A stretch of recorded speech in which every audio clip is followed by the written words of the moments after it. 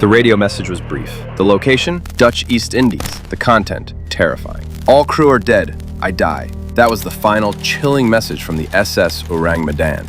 It was received by two separate British and American radio stations in February 1947. Then, silence. Absolute, crushing silence. The distress call was immediately relayed. A nearby American vessel, the Silver Star, was dispatched. The rescue crew, a unit of seasoned American merchant mariners, were prepared for a fire, a sinking, or a bloody mutiny. They were not prepared for what they found.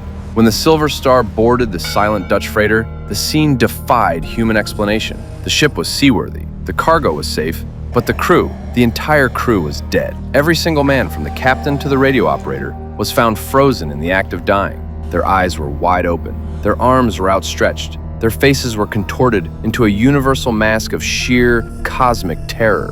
They looked like statues carved from fear itself. Even the ship's dog was found frozen on deck, its head tilted back, staring straight up at the sky, as if anticipating a final blow from above. The Ourang Medan was a physical paradox. The death was instantaneous and absolute, yet there was no logical cause. No wounds, no blood, no sign of a struggle or a fight. The rescue crew could not touch them. Their skin was cold, waxy, and oddly rigid. The ship was immaculate. The officers were found slumped over their charts, pencils still in hand. The engineers were at their stations. The radio operator was at his key. The physical evidence pointed to immediate, total panic, but the scene itself was one of perfect stillness. Autopsies, later performed, confirmed the impossible. The victims' internal organs had suffered severe crushing damage, a force a leading medical expert compared to the impact of a speeding car, concentrated entirely on the torso and ribs.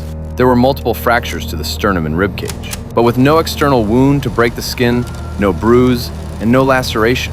The crew had been crushed by a silent, internal force. Adding to the horror, the temperature inside the ship's hold was unnaturally cold, despite the tropical climate of the Straits of Malacca. The dead men were not only terrified, they were pale, waxen, and seemed to have died fighting an invisible, internal pressure. They were killed by a silent, internal force. The Silver Star attempted to tow the freighter, but before they could secure the line, a sudden, violent, mysterious fire, described as a strange chemical smoke, broke out in the Ourang Medan's cargo hold, forcing the American crew to retreat. The vessel exploded violently and sank within minutes, taking all of its secrets and the unexamined bodies to the bottom of the sea. For decades, the case was classified, dismissed as a ghost story, or blamed on poor bookkeeping. But using founder logic, we dissect the three theories that truly hold water. The covert theory. The first theory suggests the Ourang Medan was carrying a secret, illegal cargo, a chemical weapon, specifically a corrosive nerve agent, or a biological warfare component. A sudden leak or malfunction would have caused instantaneous death and massive internal hemorrhaging, mimicking the crushing internal force found in the autopsy.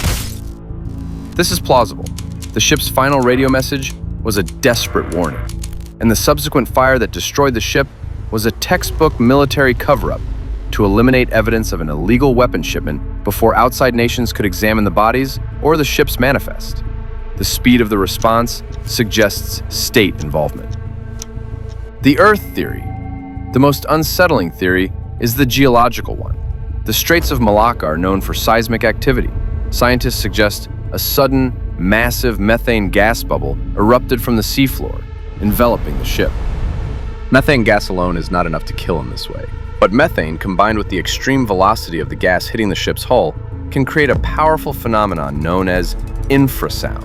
This is a low-frequency sonic wave, inaudible to the human ear, that causes immediate, intense dread, nausea, and disorientation. It can even induce internal organ rupture. The Ourang Medan crew may have died in a collective panic attack induced by the sound, attempting to flee the pressure they couldn't see or hear. Their bodies, suffering internal rupture from the gas explosion, recorded the final moment of pure cosmic fear. The myth theory. This final theory acknowledges that no single theory explains the terror mask. It postulates that the force was a realization, a moment where the crew perceived something outside of their reality, the ultimate horror. This is why their faces registered terror, not pain. They died from a force that was purely psychological.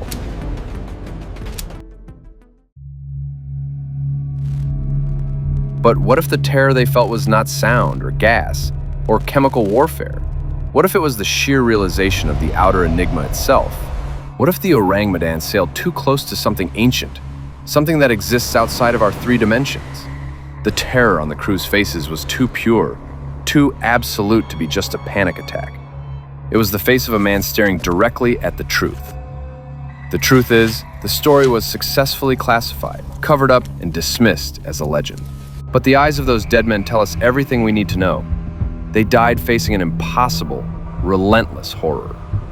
The Ourang Medan is the ultimate testament to the outer enigma. If you endured this far, don't stop now.